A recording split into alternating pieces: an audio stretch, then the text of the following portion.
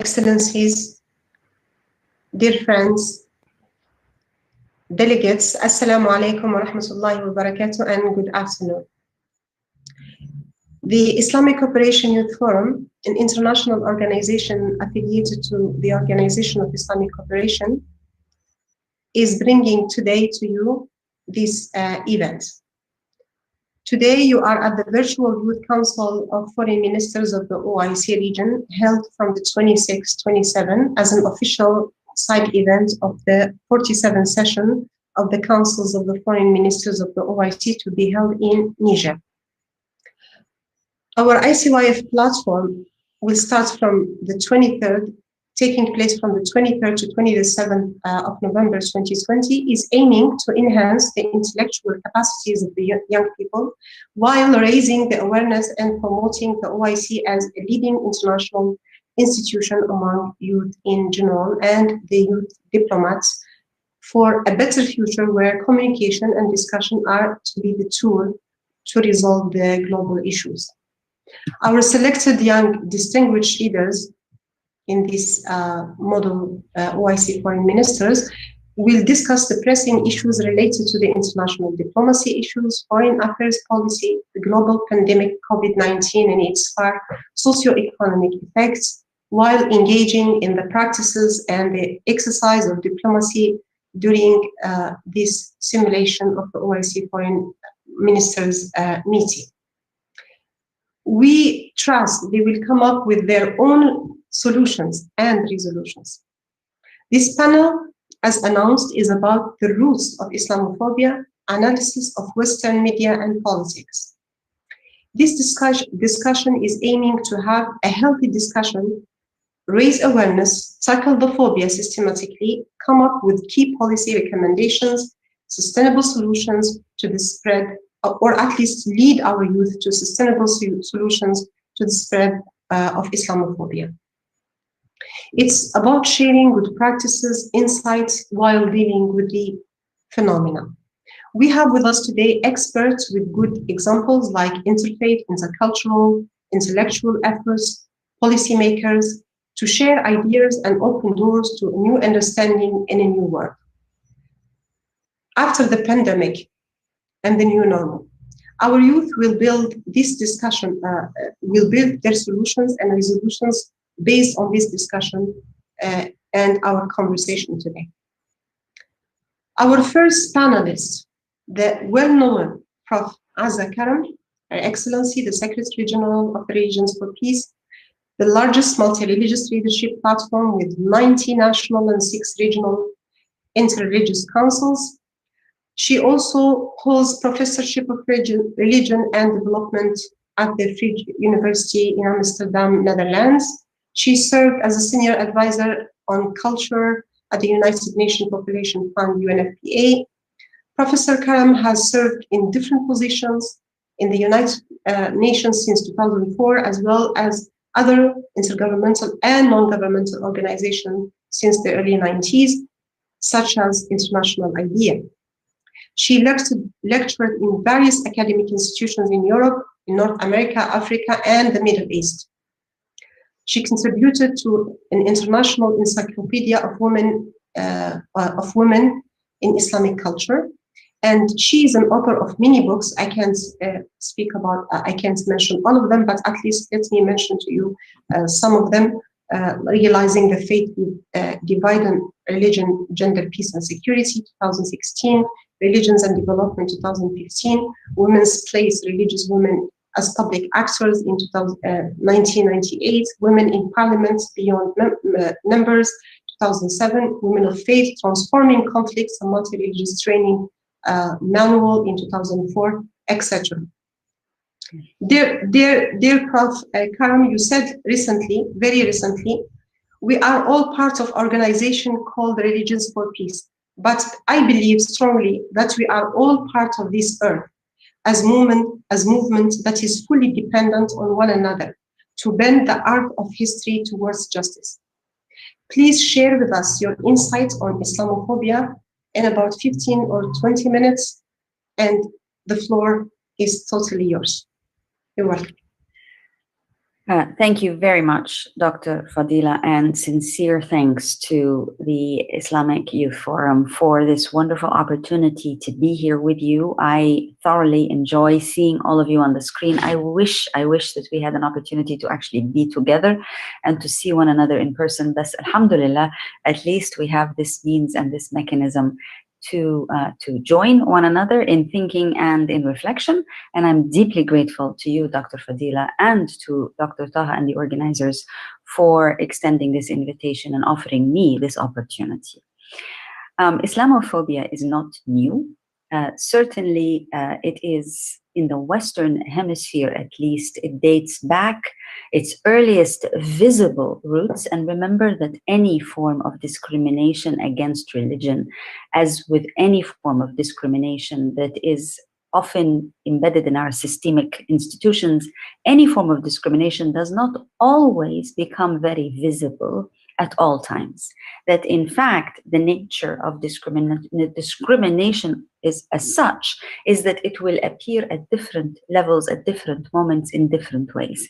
So it is often extraordinarily difficult to say, this is the moment in which this sense of hatred or fear, and often it is a mix of both. It most certainly is ignorance about the issue or the other. It is often that you cannot trace it to a particular event or a particular moment, but you can indeed trace the manifestation of this discriminatory behavior to specific events and specific moments. So with that in mind, that you can't trace the feelings, but you can trace the manifestations. That's a very important point to keep in mind. We would understand, therefore, that perhaps the earliest manifestation of Islamophobia took place in the Western Hemisphere, particularly in North America and Western Europe, with the Iranian Revolution in 1979. And of course, there were many reasons for this sense of fear and, quite frankly, open animosity towards Muslims and Islam. For one thing, there is and there remains today very little knowledge about the religion, the faith, and its adherents. But even where there is knowledge of the faith and its adherents, there is still animosity and fear and mistrust. So you can trace the reasons for the beginning of this manifestation of Islamophobia around the Iranian Revolution, because on the one hand, we did have a politically vested interest in what was going on in the Iranian political regime that was vested here. There was definitely engagement and involvement of certain Western powers in the political transitions that were in some cases imposed, the coup that was imposed in Iran. So there was a vested political interest in the developments politically, socially, economically in Iran at that time. But vested political interests per se do not automatically translate in any way, shape, or form into discrimination, hatred, fear, and suspicion of a major religion. That's not always the link. So we often are looking at what's happening in France today and saying, well, there's, it's political issues. Yeah, well, yes, but that politics does not necessarily translate into hatred or mistrust or disrespect for a religion. So we need to keep those domains clear. Yes, there is, and always will be politically motivated interests, engagements, and involvements in Muslim majority countries with Muslim populations. That does not automatically translate into Islamophobia. Islamophobia and the development of it and its manifestation is often a process, and it takes many hands to clap. It takes at least 2 hands to clap to develop Islamophobia. Meaning what? When we look at the unfolding events in Iran, for instance, during the revolution, we understand that there was also a very anti-Western rhetoric that was emerging. I'm sure for fairly good reason. We're not judging the circumstances. I'm simply explaining things to you. But there was a anti-Western rhetoric that was emerging from the context of the revolution in Iran. The anti-Western rhetoric, often then in and of itself, by the way, is a form of discriminatory attitude. And I think it's important for all of us to be aware of that, again, we respond to discrimination. We're not holier than thou, wonderful, beautiful, and only getting a great deal of mistrust and suspicion. We need to own a sense of responsibility in how, whether intentionally or not, there is an engendering of this fear and suspicion that takes place as well. So in the context, if you trace the first rise of Islamophobic behavior and tendencies to the Iranian Revolution, you also begin to understand that beyond the vested politics that was involved on all sides, there also was a anti-Western, to some extent anti-Christian, but really it was more anti-Western rhetoric that was emerging. So that anti-Western rhetoric, for lack of a better word, also fed into and fueled an Islamophobic. There's a fear that results in a fear. So there are parallel trends that you can see when you start tracing the very first manifestations of Islamophobia. I think we can see that over the course of history, today as well, there are parallel trends. I am not saying that they are equally powerful. I am saying that fear and mistrust also tend to breed fear and mistrust. So where there is a show, there is an indication of fear and mistrust that often leads to a counter fear and mistrust. Unless this pattern of fear and mistrust feeding into each other is broken, we can find ourselves where we are today in a context where both kinds of fears and mistrust, even for different reasons, emanating from different contexts. One is Islamophobia, another is a genuine sense of injury at ways in which Muslims are treated. Islam is seen, but unless we break that pattern of one fear feeding into the other, we will find ourselves at a bit of an impasse. And I think the challenge for people like us, people like yourselves in particular, the younger people who are already in making decisions of authority in their own lives and in their own communities, unless and until that cycle, that very vicious cycle of mutual fear and mistrust feeding into each other, is deliberately and intentionally broken through a number of different deliberate and intentional activities and mindset changes, we will find ourselves confronted with a normal, which is where we are today, a normal position where Islamophobia is normal and where anti-Western sentiments are also normal. That should never be our normal. Under no circumstance should fear and mistrust of the other be a normal.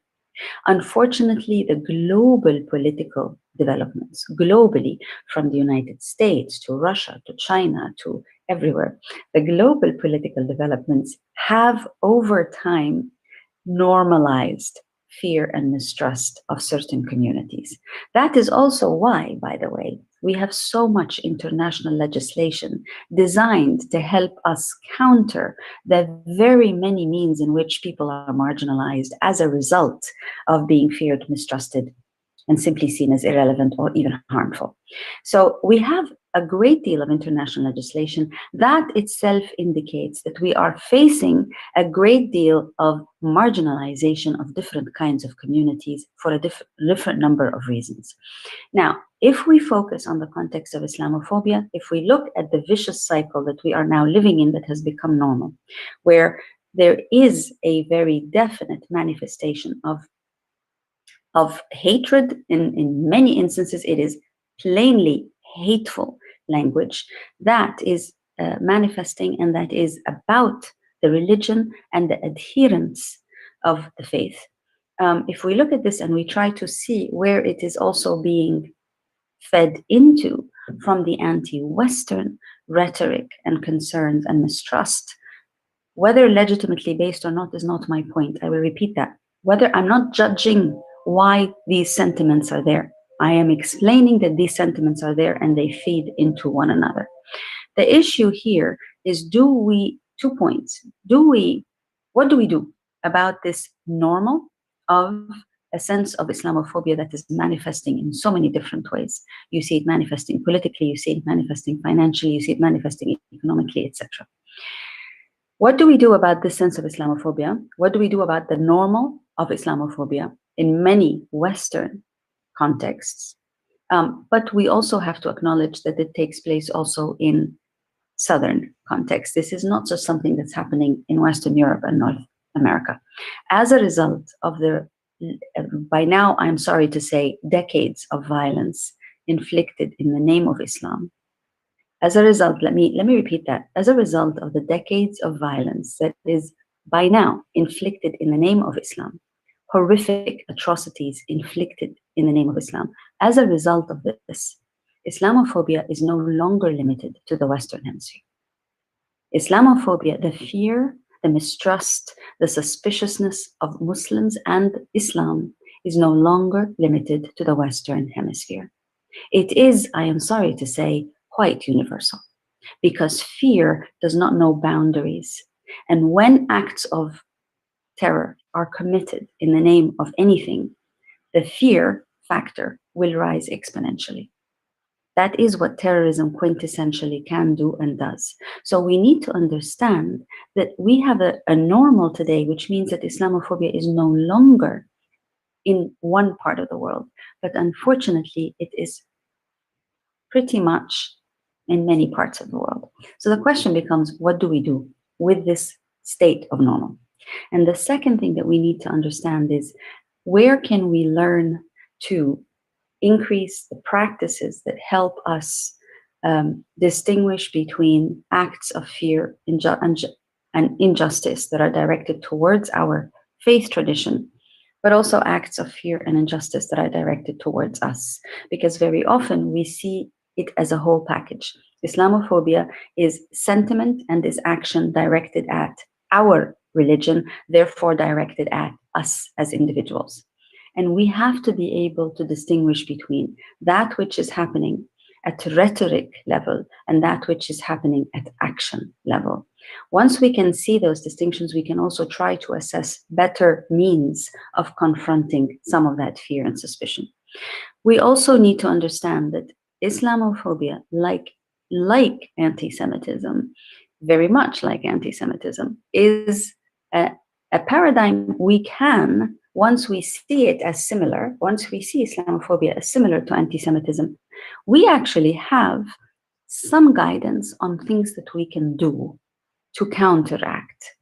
If we continue to feel victimized by a sense of Islamophobia, which is quite widespread thanks to media and popular sentiment, if we continue to feel victimized and assume that this is unique to Muslims and Islam, we will lose the ability to see how to learn from the way that others have traditionally dealt with fear and suspicion and marginalization and frank, outright hatred.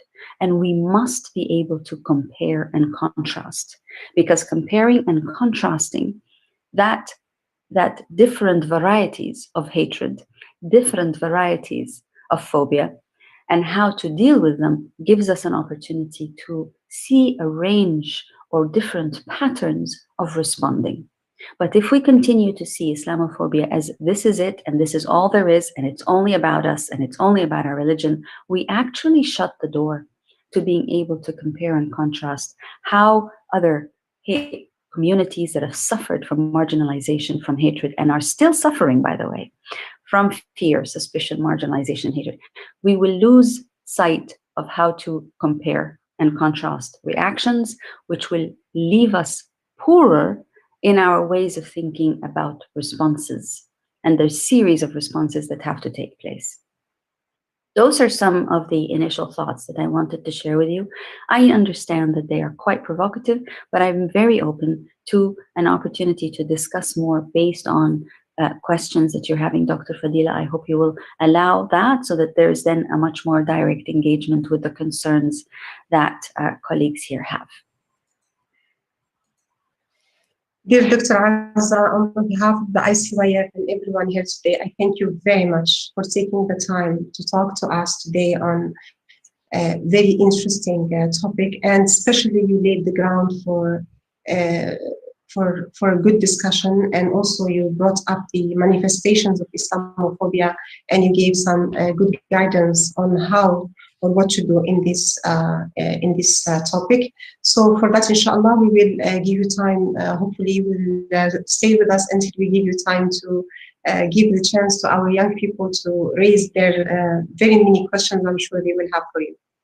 Until then, thank you again, and I will move to our second speaker today. Our second speaker today is Dr. Shahid Rafiq Malik. Dr. Shahid is a British Labour Party politician, chairman in the technology, media and telecom sector, a visiting professor and chair and advisor to a number of non-profit organizations. In 2007, he became Britain's first Muslim minister as International Development Minister, and subsequently served as a Justice Minister, Home Office Minister, and in his last ministerial role at the Department for Communities and Local Government, he led the UK government's efforts in fighting extremism, overseeing race, faith, community cohesion. And prior to Parliament, his three main areas of work were the urban generation, the development field, and the voluntary and community sector. Also, domestic and international anti-poverty education, human rights and equalities sector. Mr. Malik also served as General Manager of Kashmir Youth Project Group, Chief Executive of the Pakistan Muslim Center, and incorporating the Pakistan Enterprise Center, Head of Policy and Development at the Greater Nottingham Training and Enterprise Council. He has served for 3 years as Chair of Board of Directors of VONEF, Voluntary Organizations Network for Your Funding. This is longer than my speech. Okay, Tamam, if you're happy with this introduction, Mr. Shahid, I would like to, actually, this is for our young people to see how distinguished and how achieving our speakers and experts, and to give them the example. However, thank you for your humbleness, and without further ado, I would like to give you the floor, hopefully for 15 minutes, a little bit more, 2 minutes if you wish, and inshallah we will have a fruitful discussion. Thank you, the floor is yours. Dr. Fadila, firstly, Bismillah ar-Rahman ar-Rahim, Assalamu alaikum to everybody. Dr. Fadila, thank you for that lovely introduction, and it was just getting a bit embarrassing because I know you were going to go on to say many more things, but look, it's a privilege and honor to be here this evening for me, afternoon for some, later evening, I don't know, but for me anyway, evening. And thank you to President Taha, to Ahmed, to the ICYF for really putting together this Youth Council event, and especially with the difficult circumstances in which we live at the moment. I think it was Lenin who said that there are decades when nothing happens, and then there are weeks when decades happen.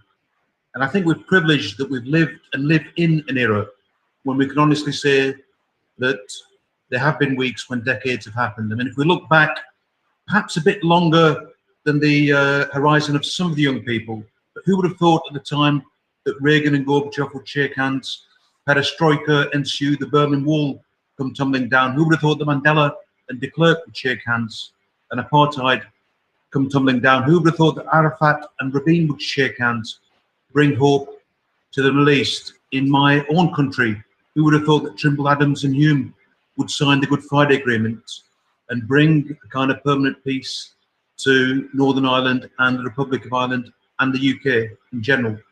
Who would have thought that we'd see a black man in the White House not once, but twice?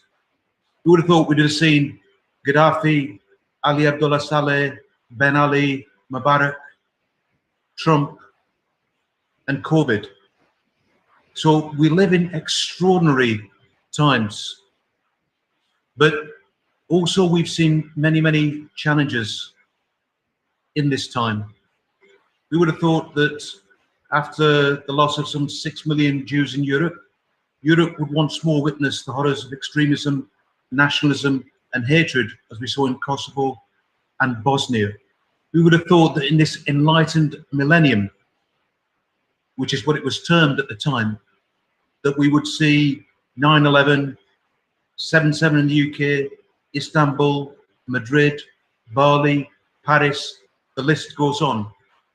Who would have thought that today some 500,000 Syrians, that's the equivalent of 160 9/11s, would have died in the atrocity that is Syria today? Who would have thought that the Swiss would ban minarets, the French banned the niqab and the burkini, but still claim liberty?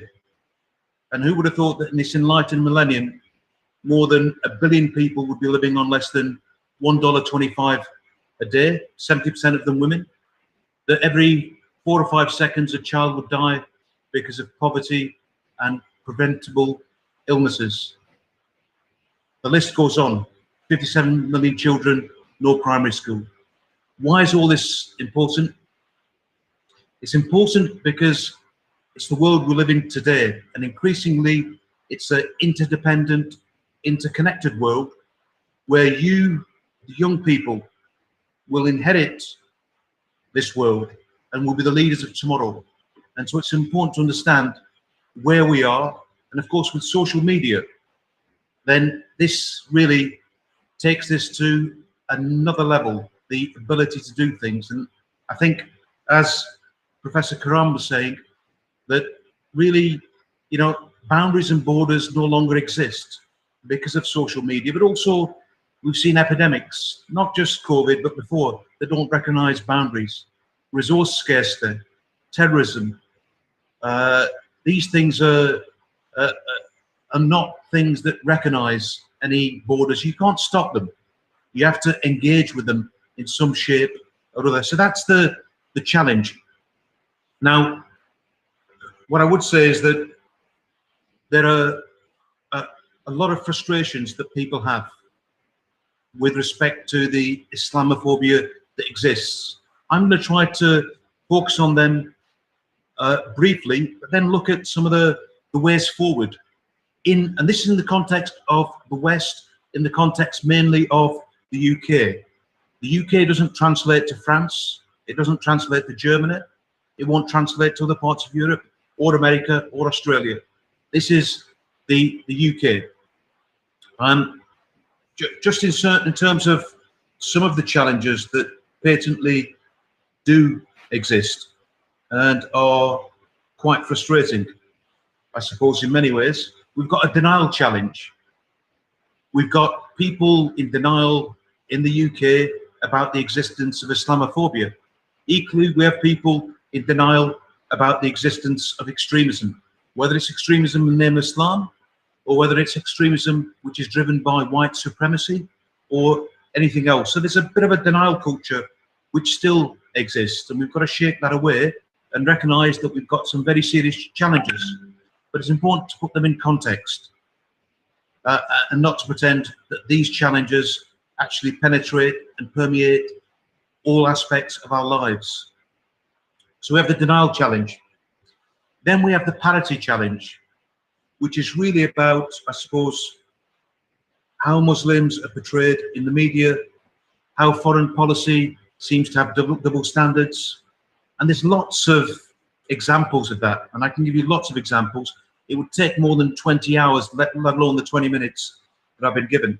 But just to focus on one or two, if we look at what is it that causes frustration amongst Muslims globally, I think without doubt, if we look at the UN, not the kind of anti-poverty side of the UN, but the political side of the UN.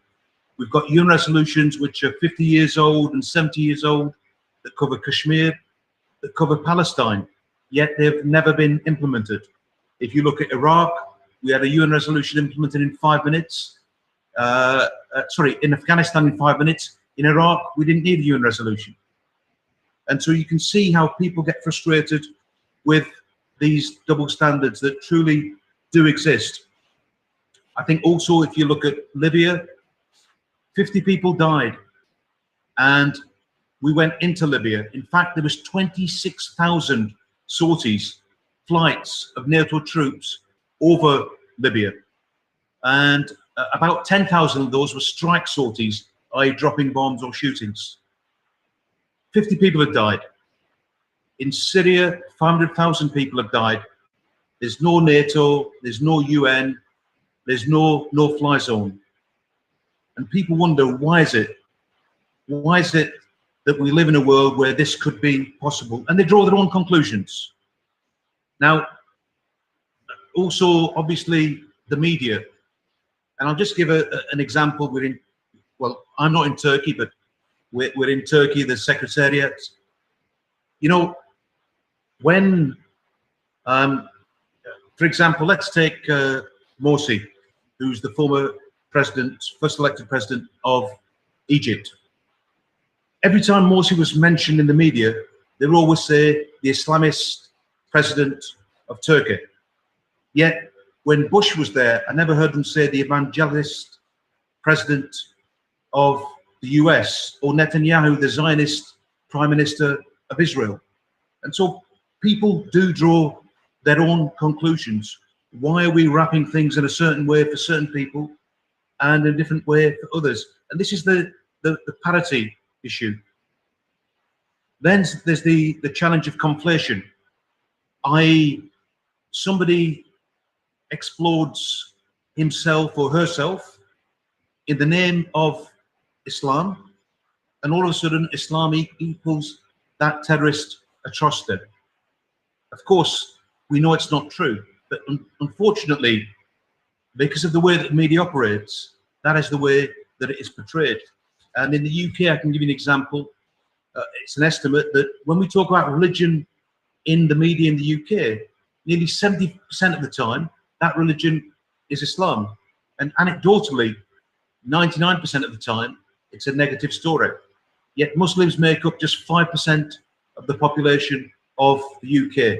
So it just tells you how distorted the media, not all elements of the media, but certain elements of the media certainly can be in portraying Islam and Muslims. And I'm going to get to how we deal with some of this very shortly. I don't want to dwell on the challenge of Islamophobia too much, but move on to some of the solutions. There's obviously the justice challenge, and here in the UK, for example, now we've prescribed white supremacist organisations. That means that they are illegal. If a crime is religiously motivated and aggravated, i.e. because somebody attacks somebody because they're a Muslim, or they swear at them because they're a Muslim, then the sentence they will get will be more severe than a sentence they would get otherwise. So these are changes in legislation.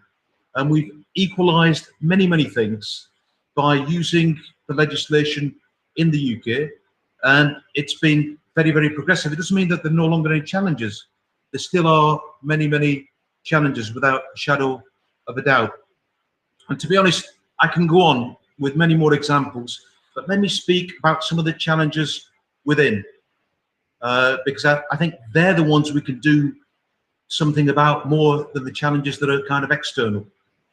And one of the things I would say is, look, anti-Semitism is not the fight of Jews. Racism is not the fight of non-whites. Misogyny is not the fight of women. And Islamophobia is not the fight of the Muslims. These are fights of everybody who believes in decency, who believes in justice, who believes in fairness. An attack on any individual, whether they're the minority or a majority, is an attack on everybody. And I do believe in the fundamental decency of humanity, and I think most people would subscribe to that. And I think we've got to really make sure that it's much more overt in the way that we deal with challenges, and in the way that we challenge when people speak something that might be perceived as anti-Semitic or misogynistic or whatever it might be, or even, you know, it might be anti-LGBT. So these are challenges that we have. We need to step up to the mark and make sure that people understand that our value is in protecting everybody from hatred, not just Muslims. and equally other people have got to step up to the mark as well. It's a two-way street. I wouldn't for a second suggest that anybody is holier than anybody else in that sense, but it's a challenge for society as a whole. Now, because I know time is relatively tight, I'm going to skip through quite a few things. I also think that there's a fundamental thing that we've got to instill in all our respective countries. And certainly in the UK, we've done a relatively good job of it, but still a long way to go, which is really about rights and responsibilities, about freedoms and obligations that go with them. Now, I remember doing an interview many years ago. I'd just been involved in some peacekeeping in the UK, and I'd been hospitalised. There were some race riots that took place, and I was doing an interview, and there was a chap opposite me, and I wouldn't share a platform with him. He was the leader of the far-right group, the BNP. His name was Nick Griffin. And I said, look, I'm not doing an interview with him. I don't share a platform with fascists. You can do your interview with him, and you can speak to me later. And actually, he said a couple of things. He said, our objective is an all-white Britain. And do you realise that we, the British, meaning whites, will be a minority in our own country in 50 years' time? And what I would say is this, that I don't think you have to be white and racist to feel uncomfortable about the transition from being a majority to a minority. By the way, I don't think Griffin is true. It is correct. I don't think that whites will be a minority in the UK in 50 years' time, but let's give him the benefit of the doubt, even him. I don't think you're going to be white and racist to feel uncomfortable about that transition. And that's why it's so important that we create society where the rights you have and the responsibilities that go with them are equal for everybody. And if that's true, then whether you're minority or majority becomes absolutely irrelevant. I think also there's a big challenge in terms of identity. I see myself as British, as English. I'm a Lancastrian by birth. I'm an adopted Yorkshireman. I'm a Burnley football fan. I'm of Pakistani heritage. I love Pakistan, but I'm not Pakistani. And I'm Muslim. I love Islam. All those things are possible and should be in our societies. There should not be a conflict in any of that. But I do think it's important that people who live in the West, whether you're born there or you're there through choice, you know, that is your country. Don't let people steal it away from you. Don't let people label you as foreigners. You know, there are too many people, and this is my own personal view, I'm probably in a minority, who whites, when they see people like me, they think, you know, Pakistani, Indian, Asian, whatever, they wouldn't think English. Equally, there are people of my colour, my background, who think of themselves as Bangladeshi, Pakistani, Arabic, whatever it might be. But they live in England, they live in the UK, they're born in the UK, they're probably going to die in the UK, they pay their taxes in the UK, they consider UK their home. Now, if we are not going to accept that we're British and English, then the far right is correct. They say these people are foreigners. So let's take ownership. Let's not be bullied.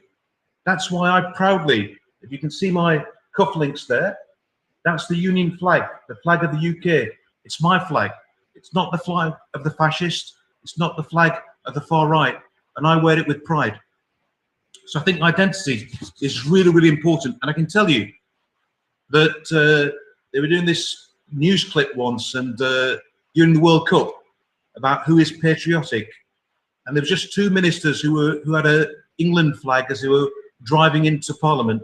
One was a sports minister and one was myself. And I'm very proud that I'm British and I'm English. And I think we all need to be proud in our countries of choice or birth. And we need to take ownership and not let people marginalise us and make us the other. We're not the other. Thank you, Dr. Shahid. If you allow me to give you seconds to conclude, please. I think seconds is optimistic, but as ever, I will try my best. Two other very quick concepts. I've talked about, I think, the need for tolerance and acceptance. Not only do I want to be tolerated and accepted, but I should be more than happy to tolerate and accept other people, irrespective if they have a different way of life, a different religion, a different sexuality, whatever it might be. That's critically important. You can't say I want some rights, but I'm not willing to accept them for other people. So very important, I think that. I think the solution actually is very simple. And I've got lots of examples of it, and I'll finish on this point, because otherwise this could go on for quite a while. The solution in the UK, and I think it's equally true for other countries, and I haven't touched on France yet. I've got a lot to say, but I won't touch on that now. But the solution is very simple. And I'll give you an anecdote which really tells you what the solution is. My constituency was quite segregated. We've got Muslims living in one area, and then you've got non-Muslim whites living in other areas. And we've got a real challenge in our society where you've got spatial segregation, i.e. people live apart, but you've also got social segregation. They don't mix. I went into a community centre for what we call a coffee morning. And there I said to people, okay guys, any question? And it was in a white area where they just elected a BNP councillor. A BNP is a kind of a fascist far-right councillor. Many people equate them with the Nazis. So they'd elected a councillor there, and it was a white audience. But my constituents, I love them as much as I love anybody else. I went there to speak to them, and I said, look, has anybody got any questions? This is your opportunity. And everybody went quiet. And I said, hey guys, what's going on? Come on. Maybe they were embarrassed that this BNP council had been elected, I don't know. I said, look, come on, please speak. And they wouldn't speak. And I said, this is really weird. I'm your member of parliament, I'm asking you to speak. Then one woman put her hand up. She said, Mr. Malik, is it true that Muslims hate Christians and they want to take over the country? And I said, okay, good. Anybody else? And somebody else put a hand up, and she said, well, we can't really speak because we get in trouble if we speak. And I said, look, I'm your member of parliament, please speak. And she said something similar. So a lot of people were speaking. I didn't respond. I said, look, I'm not going to answer. Why don't I bring some people from Savile-town? Savile-town is 99% Muslim. I said, in a month's time, you can ask them the questions. They agreed. In a month's time, some people came from Savile-town, 5 or 6 Muslims. They spoke with 20 or so non-Muslims. And it was like a documentary. At the end of it, they were hugging and kissing without the kissing. But the bottom line is, by mixing, they recognized that the commonality they shared by far outweighed any diversity that they perceived as negative. So the solution is mixing to create understanding. The problem is, in the West, because of the nature of migration, there are many people who will never meet a Muslim. And that is our challenge, to reach out to people, to make them understand that Muslims are the same. And there was a thing that was trending on Twitter just a few years ago, which is Dr. Shahid, please. We have another speaker, please. We have to give time to our young people, and I'm sure I'll give you a chance to say more. No problem. That's good enough. I'm happy to. I really appreciate. We're really grateful and yes, we appreciate your thoughts. We appreciate your sharing. You have a lot to share, and actually, we have lots of events coming up on Islamophobia and training. You're one of our actually guest speakers and trainers, and you will be actually meeting those people who are in charge of Islamophobia file one-to-one, and you will share your great experiences with them. And again, one more time, I would like to really thank you so much. And just for the sake of our young people, to give them a chance to interact with you and take from with you. That's why I am taking the time. And also, to be fair with the other speakers, please forgive me for taking the time from you. And again, forgive me for going over. Thank you, thank you. So without further ado, I would like to call on our third speaker, the very distinguished Her Excellency Madame Mahinur Ozmir. She is a Belgian politician with dual nationalities, Turkish and Belgium. She is the youngest and the first female member parliament with hijab. She speaks few languages: French, English, Turkish, Spanish, and so on. I can't count how many languages she speaks. She holds a degree in political science, public administration, guidance from University of Brussels. She's also an active member of the many NGOs in Brussels in her lifetime. Since 2006, she was elected as municipal councillor in the municipality of Schaerbeek. She joined the Christian Democratic Party in Brussels in 2009, and she was elected as the member of Brussels Regional Parliament on 7 June 2009. And she was the first woman to wear the headscarf in Belgian Parliament Assembly. Madame Mahinur was also the first to be expelled from her party because of a political opinion, and she actually held to her opinion and her freedom of speech, and she had lots of support from the government of Turkey and few NGOs, and there was a march in Brussels in that regard. Probably she will share with us some of these experiences. One of the most important about Ambassador Mahinur, she is the ambassador of the Republic of Turkey in Republic of Algeria. And also she is the chair of the OIC Women Consultative Council, founded and elected in 2017 by the Council of Foreign Ministers of the OIC. Now she serves, as I said, in Algeria, and she will share with us her reflections on Islamophobia as a young person who was raised and studied in Brussels, and she has been in Europe, and also her experience as a diplomat on how to tackle this issue of Islamophobia from a diplomatic perspective. We really thank you so much, Ambassador Mahinur, for being with us today, despite your very, very tight schedule, and you still accepted and you added us to your schedule. So thank you very much. The floor is yours. Thank you so much, Fadila. I'm not sure if my voice is okay. It's perfect. Did you hear me? Okay, thank you so much, because we have some internet connection problem here in Algeria. Thank you so much to everyone to be here. Sorry to be late. For me, unfortunately, I have a very large program, but thank you so much for being there. I just want to add that I'm not the president of OIC Women. I'm a member. I represent Turkey in the OIC Women Council. So I would like to share some points with you about being a Muslim woman in a European country, and also my own experience. I really thank you for the invitation, Fadila, and it's indeed a subject that is very dear to my heart. I was elected for the first time as member of the Brussels Parliament in 2009. I was re-elected in 2014 for a second term. At the time of my re-election, I was not only the youngest member of the parliament, I was also the first member to wear the hijab in the parliamentary chamber. Not only in the Brussels Parliament, but also in any Western European parliament. So it was a long battle against the ignorance of certain politicians who wanted to use this election to fuel Islamophobia in Belgium. In May 2015, as you mentioned, I was expelled from my party for reasons that had absolutely nothing to do with my duties.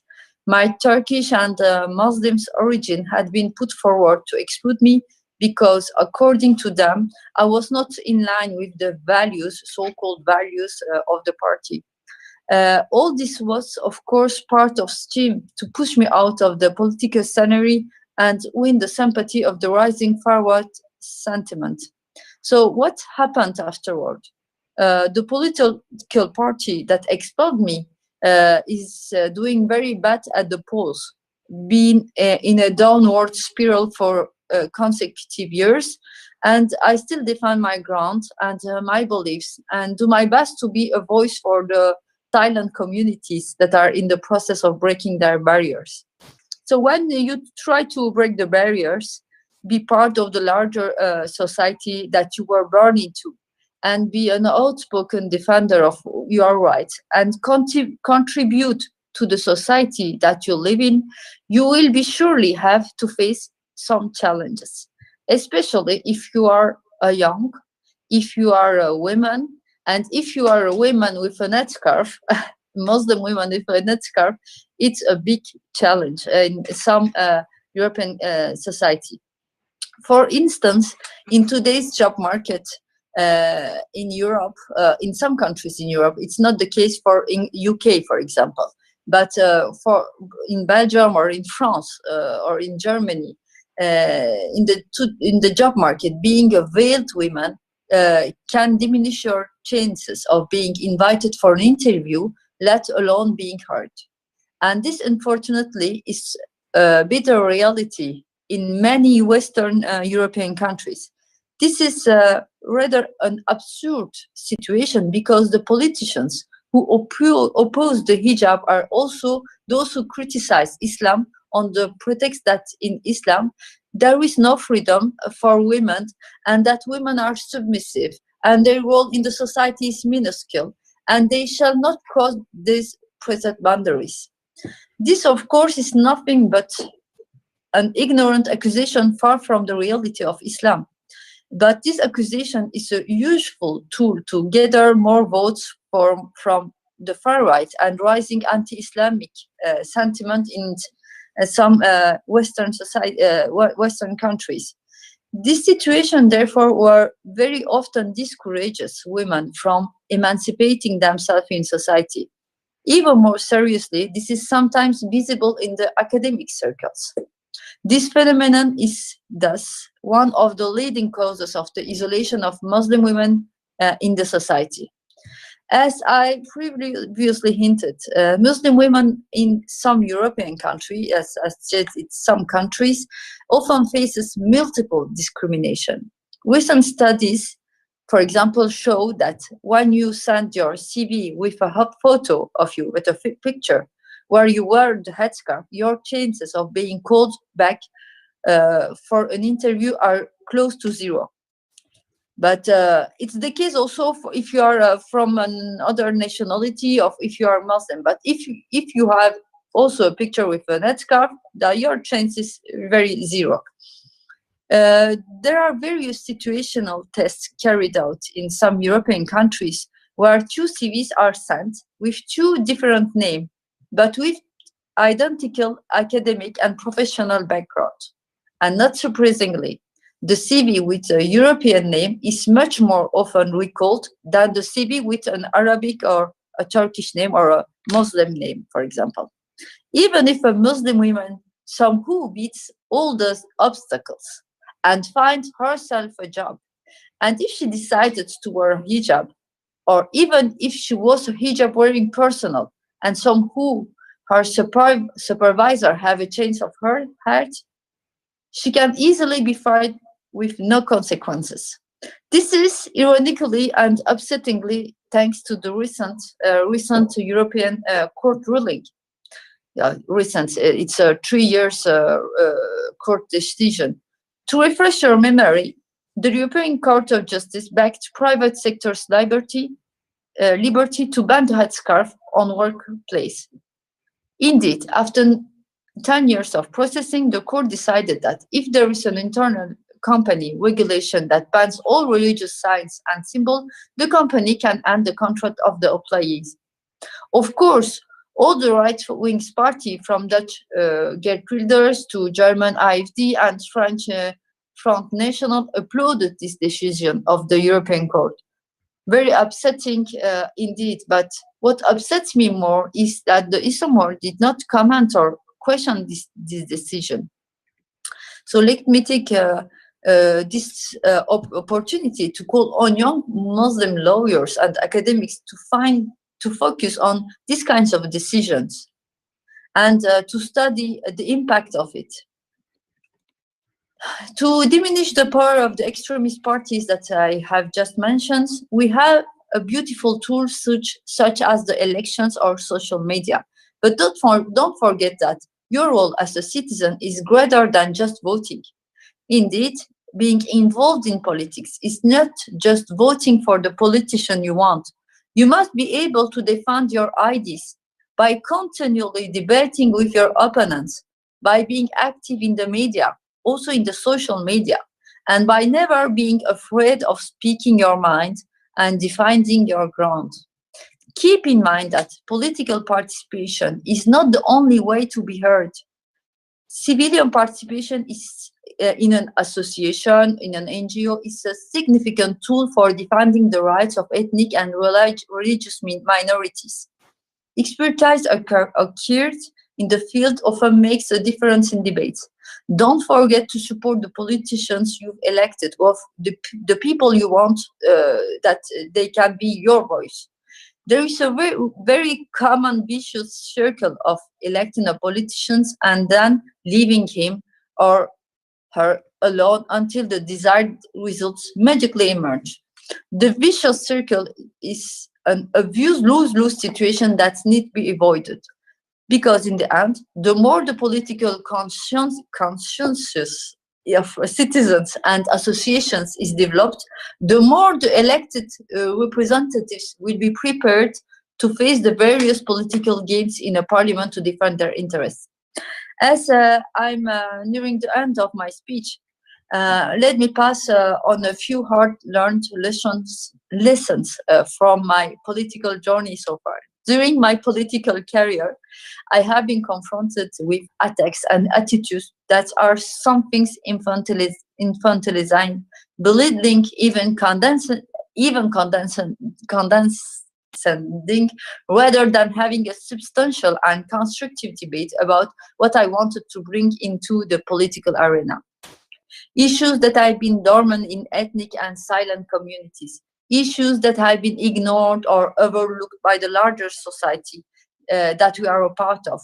Issues, if debated honestly and constructively, would serve as a building block and added value in general. My background, my loyalty, my beliefs were always questioned and attacked. Yet I don't not give up. It's just what I want to do. If you want later, please stand up and speak up. Thank you.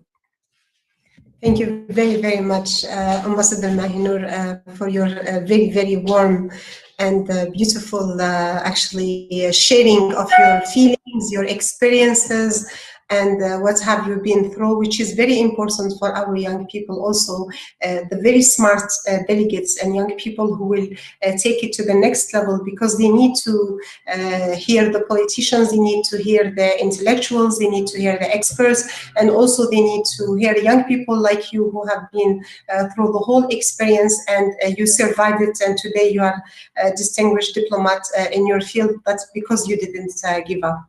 So let me now come to the wonderful people who are with us today. We have a really great number of participants, 112 diplomats with us today from all over the OIC region, and they are the ones who will be carrying on the OIC simulation of the foreign ministers, and they will come up with their own discussions and resolutions. Today we will give them the floor to interact with our speakers, and I will start with the people raising their hands. So please, when I call for your name, open your mic and camera and say your question briefly and address the speaker that you want to address your question. I start with Farah Gutali. Farah Gutali, quickly please, we have very limited time and yes, please, Farah. Okay, thank you, Dr. Fadila. I'm not going to take a long time, really. I would like to ask Ambassador Mahinur, what are the major steps we need to take, how to avoid those challenges of Islamophobia? That's all. Thanks, all of you. Thank you, Farah. Thank you very much. Second question coming, inshallah, from Saad Chandna from Pakistan. Saad Chandna. Yes, first of all, thank you to all the speakers for sharing their productive thoughts. My question is for Professor Karam, that as you have said, hate is hate, no matter it's coming from the other side or it's going from our side. So what is the importance of setting a benchmark? Like if we say Islam is the best, let's treat minorities in our countries in the best possible way and set example for the Western world that that's how you should treat Muslims in your countries. So what is the importance of setting a benchmark for Western world? Okay, thank you very much, Saad. The third question coming from Ajmal Aziz from Sri Lanka, please. Ajmal? Yes, Assalamu alaikum all, and thanks for the speakers. I would like to ask from the His Excellency Said Malik and Professor Azam.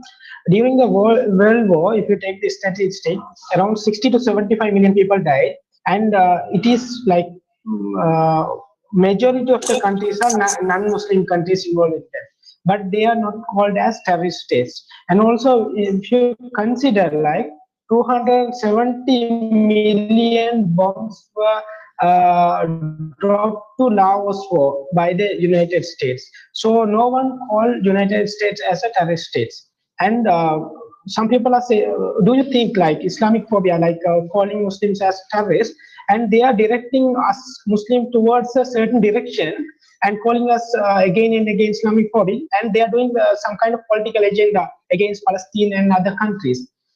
First question. And other question is, people would say like it's because of media. If it is because of media, why Muslim world should invest in media and take maybe good media stations, large. We have Al Jazeera, and another one more questions. And other thing is like please, Ajmal, please, 2 questions is more than enough. We need to give a chance to others. Thank you. Okay. Can I ask? Please. Yeah.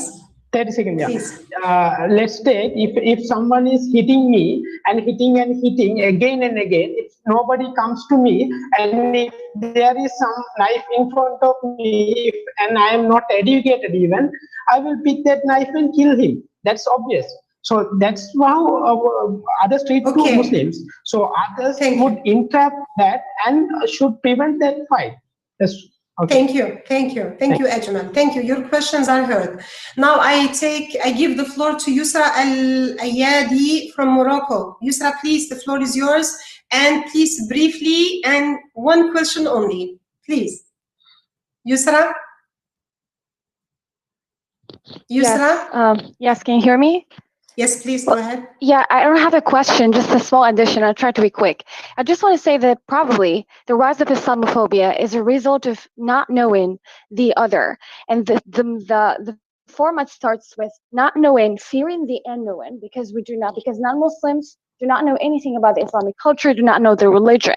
And of course, media plays an important role. Why? Because media, especially in recent years, try to inflate some sort of negative, groundless picture of Islam.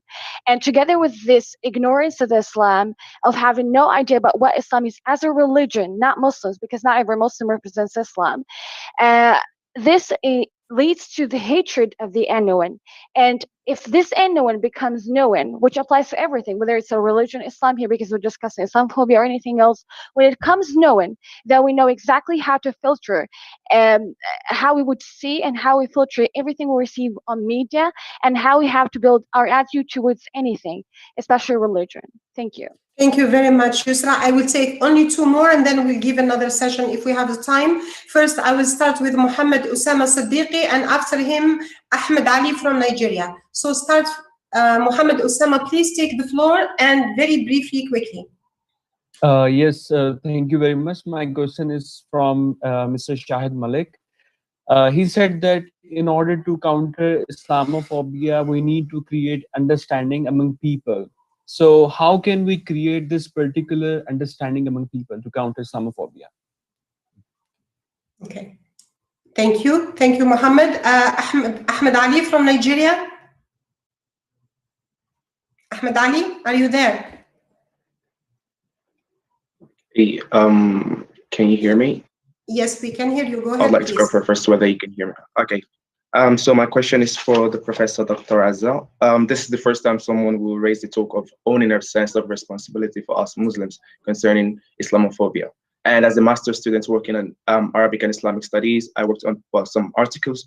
And my question is, do you think as Muslims we are ready for such sense of responsibility, especially when we talk about history, whereby Muslims have used religion to combat other countries? For example, we talk about the Andalusian time. So are we ready to own this sense of responsibility, and how can we do it, especially in this modern era, especially for us youth? Are we ready, and how can we do that? And thank you. Okay, thank you very much, Ahmed. I will add one more question because I am not sure we will have enough questions to take from the floor, but there is a question from Abir, just to have the gender balance here. Abir said that, Abir Bil Mabrouk, don't you think that Muslims themselves are responsible for increasing Islamophobic attitudes and ideologies, since we can see Islamic values in their behavior? That's just part of her question.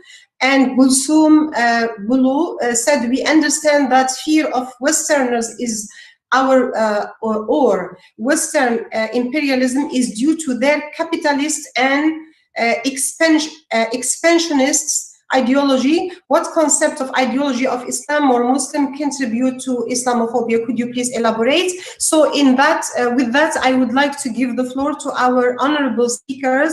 I will give 5 minutes to each speaker, starting with Dr. Azza Karam, because she has pressing need to go first. So we hope she will start first. And then inshallah, we will give to Dr. Shahed and Ambassador Mahinur. Dr. Azza, the floor is yours. Thank you very much indeed. These are excellent, excellent questions and comments. And it's interesting because as I see them all, some of them respond to one another. So let me just very briefly attempt to respond to a few points. Mr. Saad Chandna, you spoke about the importance of setting benchmarks, basically the importance of setting examples. And I think this is a very, very critical point. It cannot be overestimated or underestimated. We have to, when I say we need to own as Muslims, we need to take a responsibility for part of the Islamophobic sentiments and actions. It doesn't mean to say that we have to feel burdened and victimized and upset, and it means that we have to see how to react to it, because we should acknowledge, as Abir asked in her question, we should acknowledge that there are some actions undertaken by people in the name of Islam which are creating a tremendous amount of fear and hatred about Islam. So yes, taking responsibility means understanding and acknowledging that there are those within the Muslim faith who are behaving in certain ways that is engendering fear, and in some cases even terror and contempt about our religion. How we live as Muslims every day, every minute, is an example that is being set for our fellow Muslims, but also for non-Muslims, for everybody else. And this doesn't just apply to Muslims. How we live in our lives on a daily basis is an example that is being set. One day you will have children if you haven't had them already. How you live your life is the example you will set for those children. Taking responsibility means saying, okay, I did this, or this is happening in my name, therefore it is creating fear amongst others. That fear is Islamophobia. I need to understand that is causing, that what is happening in my name, in the name of my religion, is causing fear and terror and Islamophobia. That is an acknowledgement of truth. It isn't something that has to be created. It's not a movie. This is the truth. There are atrocities committed in the name of Islam. All it takes is one such atrocity. And the amount, the level, the range of fear and terror that it creates is so intense, we should never underestimate it. Yes, it isn't Islamic. Yes, it is incorrect understanding. Yes, it's 1,000,001 things that should not be there. But the truth is, it is committed in the name of Islam. And that alone, whether it's right or wrong, is the issue. So yes, we do have a responsibility to acknowledge what is happening and understand that if somebody's terrorized as a result of our own actions or actions done in the name of our faith, we have to understand and accept that. We can't go tell the people who are afraid, you're foolish to be afraid. You're silly to be afraid. How little you know. That's not the point, is it? That's not going to help us sort out anything. We do have to acknowledge that there is fear created in the name of Islam by Muslims, and actions taken, not just by individuals, by the way, but also sometimes by certain government-sponsored actors and regimes. There is fear being created in the name of Islam. So this, and you heard already the story from the ambassador here, who shared that it wasn't simply a matter of a couple of people's perspectives, but it's something that is much more systemically rooted. So yes, if we set an example by treating minorities in Muslim countries with full respect, then obviously we even have the moral high ground to be able to demand that when the Muslims are minorities in other countries, they should be treated with that equal respect. Yes, we should set the standards. Why not? How dare we think we shouldn't? The interesting point about media being responsible. Yes, media is responsible, but guess what? Media is responsible for all things. Media is responsible for the bad and the ugly. It's also responsible for the good and the wonderful. How we are invested in media is the whole point. How well versed we are in media is the whole point. That's why there are a whole series of channels that are out there trying to project the more Islamic or the Arab or the whatever version of reality. It is a good thing. It is a good thing. We must have different messages. We must have counter narratives. And these counter narratives need to be projected through the different forms of media. That in and of itself is a healthy form of resilience and resistance and social mobilization on behalf of Muslims. Are we ready to take our own sense of responsibility? I think I've answered that question. If not now, when? If not now, when? What are we waiting for? People are already beheading others in the name of the religion. What are we waiting for? To be able to work together. One of the excellent questions that came on the chat was, how do we do this? How do we counter? Because so far it's a long-term thing to collaborate and counter narrative, and it's a long-term thing. What do we do now for the people who are suffering, Muslims who are suffering now? The answer is really very, very simple. You heard it also being iterated in the last two excellent speakers. You move to work together now. You form partnerships, you work with people who are your age and other, not just Muslims, Christians, Jews, Hindus, Buddhists, Sikhs, non-believers. You work together to serve your communities together. COVID is a catastrophe. It is a catastrophe that has befallen everybody. Everyone is in need. You work together to serve those in need together, regardless of whether they're Muslim or Christian or Hindu or Jewish or Buddhist or have no religion whatsoever. You serve together alongside your young colleagues, your older colleagues. You serve. Service is leadership. Leadership that leads to transition, to transformation, to positive. When you serve, you have very little time to be arrogant and ignorant and unjust. When you serve the needs of others, that is what every religion, every single God understood, asks us to do, is to serve, to support. We are not islands. None of us are an island, and there is massive need. Now is the time to work together and serve together. In showing that service, in serving, you are already presenting a very different image of Islam. That is what we can do. That's not so complicated. It's not so complicated in a time of a global pandemic and crisis where everyone has a need. Serve such that you may transform the misrepresentation of your religion and yourselves and your identity. Serve, because that is what you are called upon to do if you are believers. Serve together, because that's how you transform the social context, the political context, the cultural context, the financial context, when you serve together. It's really very simple. It's not radical science. It's extremely simple. Serve and work together. Don't serve yourself on your own. Go and set up your own thing and do me, myself, and I. Gets us absolutely nowhere. But work together because there's enough need. That is the best thing that I can possibly share with you. That's the lesson from my life. We can go ahead and do amazing things as individuals, but we transform the world when we serve together. Thank you. Thank you very much, Dr. Azza, indeed, as always. And something very incredible, you said, serve. And we came to know finally that leadership is not about position, about serving. So those who are serving are the leader. And that's why you are here today. And that's why you are here listening to these wonderful speakers, telling you that it is about service. It's about being together. My dear Dr. Shahid, it's your time.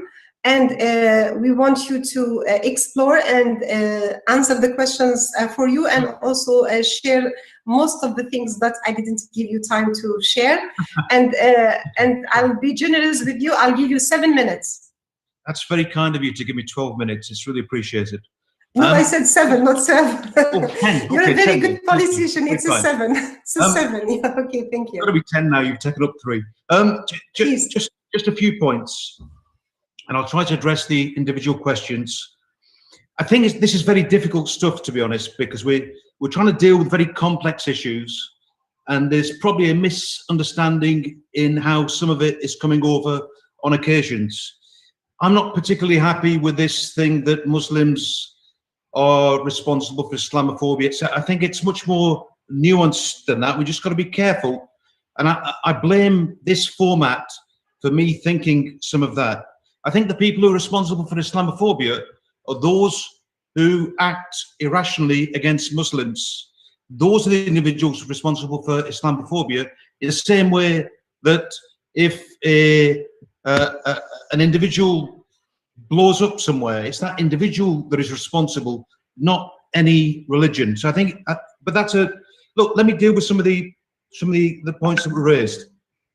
I think in terms of the media, I think there's 2 ways that you deal with that.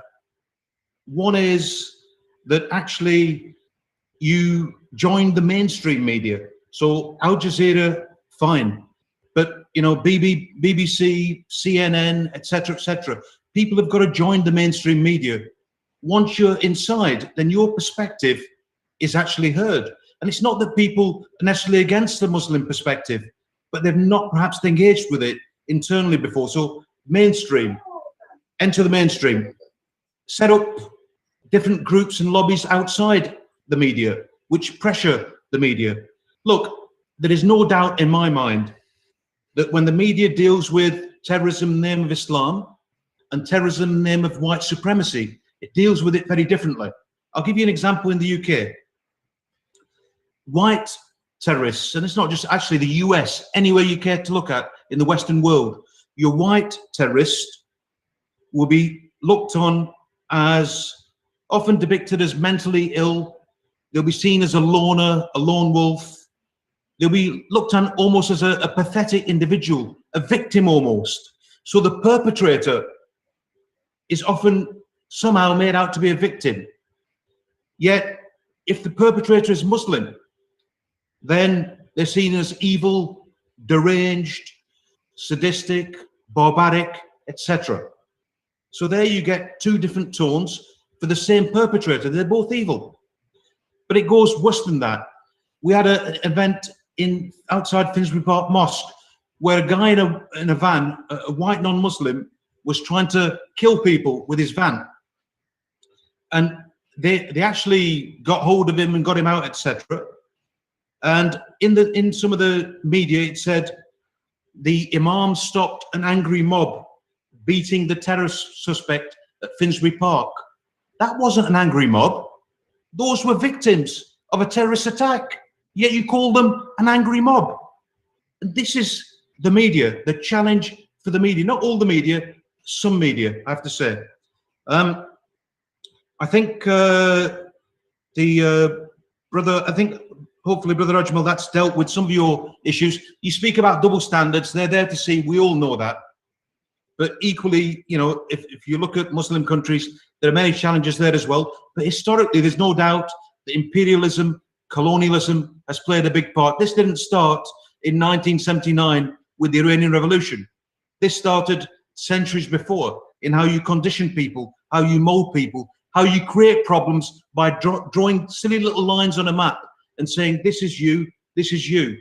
Yeah? So these are very, very age-old problems. And to deny the challenge that colonialism and imperialism poses and posed is, I think, really to not fully understand where this all comes from. And that's what we've got to do.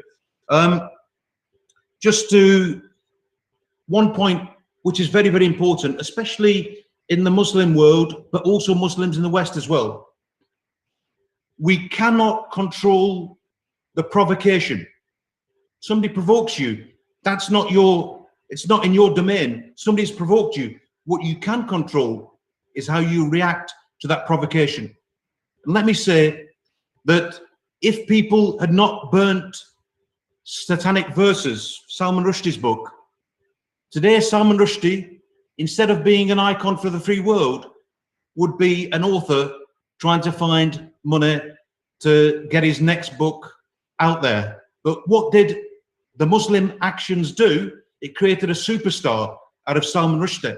Let's take the cartoons, the Danish cartoons. When they first came out, we saw riots and demonstrations in Muslim countries across the world. Hotels were burnt, premises were burnt, places were looted, people even died. If we assume for a second that the person who drew those cartoons was an Islamophobe, then by God, I tell you, he is the happiest Islamophobe alive. Because all he did was took 5 minutes to draw a pathetic cartoon that wasn't anybody. And what was the result?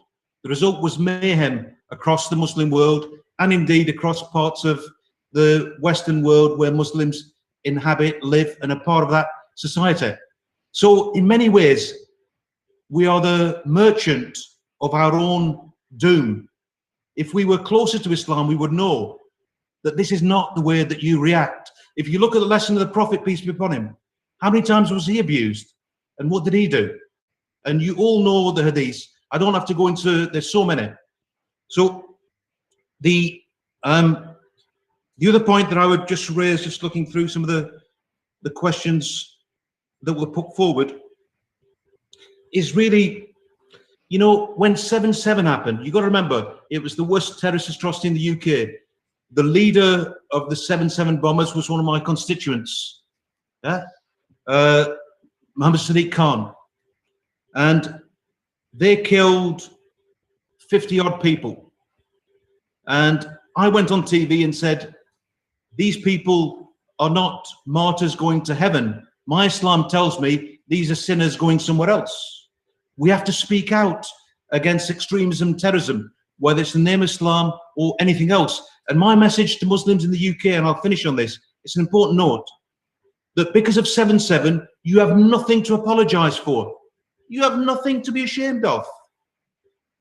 Because the acts of those 4 people were not the acts of Islam, were not the acts of Muslims. You're not responsible, but that doesn't mean that you don't have a responsibility moving forward to help to ensure that extremism doesn't exist and doesn't perpetuate itself. And I would just say to you, you know, when Timothy McVeigh blew up the building in Oklahoma, he killed 189 people. Nobody said that was in the name of Catholicism. When Anders Breivik killed 77 people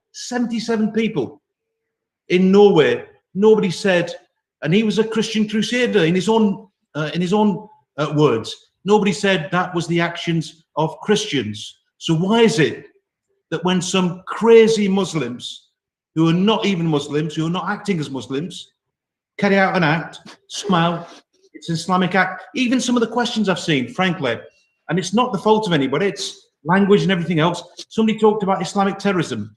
When I was in Turkey some years ago, a reporter said to me, and I'll finish on this point, a reporter said to me, he said, what do you think about the challenge of Islamic terrorism? I said, what do you mean Islamic terrorism? Don't you mean un-Islamic terrorism? Because there could be nothing further away from Islam than terrorism. And so how we couch these things, the words we use, but the final message, and it's my 3rd final I know, but as a politician I'm allowed 3 finals. The final thing I would say is, look, in the West, we're pretty, I call it condemnation fatigue. We're very tired of condemning. Every day we have to condemn this attack, that attack, the other attack. But if us condemning, which we genuinely do, gives comfort to non-Muslims, it's a small price to pay. We should condemn. We have to openly condemn. We have to make them understand this is not Islam. This is not the work of Muslims. And by doing that, you will disconnect Islam from terrorism, which is something that the media really isn't helping us with in the way that they need to. Thank you very, very, very much, Dr. Shahid, for your wonderful insights, for your sharing, for your good example, for those takeaways that we will take with us today. Our young people, for sure, will build on it, and we will come and make use of these statements from your experience. And also, you can see the discussion in the chat box. It's actually amazing, and I really wish that everybody got a chance to ask their questions. That's why we wanted to give the young people more time to ask and discuss. However, it's never ideal, it's never possible, but I am sure everybody is enjoying his time this afternoon with these wonderful speakers, with Her Excellency Prof. Azza Karam, with His Excellency Dr. Shahid Malik, with Her Excellency Ambassador Mahinur, on behalf of ICYF, on behalf of the President Taha Ayhan, on behalf of my team, ICYF team, I would like to wish you the best in your discussions, your meetings, and to come up with the wonderful recommendations and solutions to this problem and others on your table for the OIC Foreign Ministers of Youth. And until then, I would like to wish you all a great time, and I would like to thank one more time our panelists. I would like to thank everyone for making this wonderful panel a success. Have a wonderful evening. Wassalamu alaikum wa rahmatullahi ta'ala wa barakatuh. Ma salam. Thank you.